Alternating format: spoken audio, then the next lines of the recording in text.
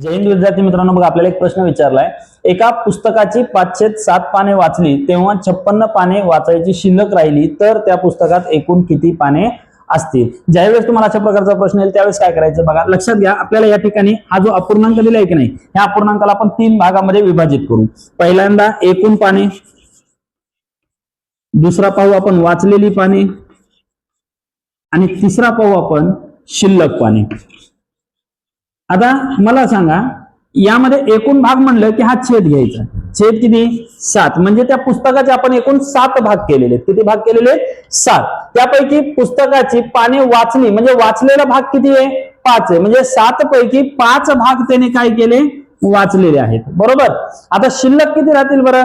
Total भाग होते 7, 7 पैकी 5 वाचले म्हणजे किती शिल्लक राहिले? किती वाचायचे शिल्लक राहिले? 2, बरोबर। आता आपल्याला काय केलेलं आहे, या ठिकाणी 56 पाने वाचायची शिल्लक राहिली म्हणजे शिल्लक भागाची पाने दिली। कशाची पाने दिली?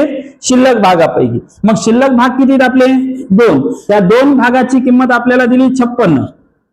किती दिली? 56। तर आपल्याला काय करायचंय, पुस्तकात एकूण किती पाने असतील? मग एकूण पानांची किंमत किंवा एकूण भागाची किंमत किती आपली? 7। मग 2 भागाची किंमत 56 तर 7 भागाची किंमत किती? आणि यांच्यामध्ये तिरकस गुणाकार करा।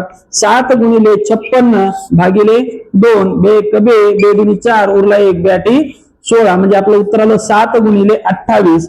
7 गुणिले 28 चं उत्तर काय येईल? 7 8 56, 5 4 5, 7 2 12, 7 2 14, 14 5 19, म्हणजेच आपलं उत्तर काय आलं? 196, जे पर्याय क्रमांक 1 मध्ये या ठिकाणी आपल्याला दिलेला आहे। सेम असाच प्रश्न तुम्हाला खाली दिलेला आहे, त्या प्रश्नाचं उत्तर काय असेल हे तुम्ही मला कमेंट करून सांगायचे आणि व्हिडिओ आवडला असेल तर लाईक करायचं। जय हिंद।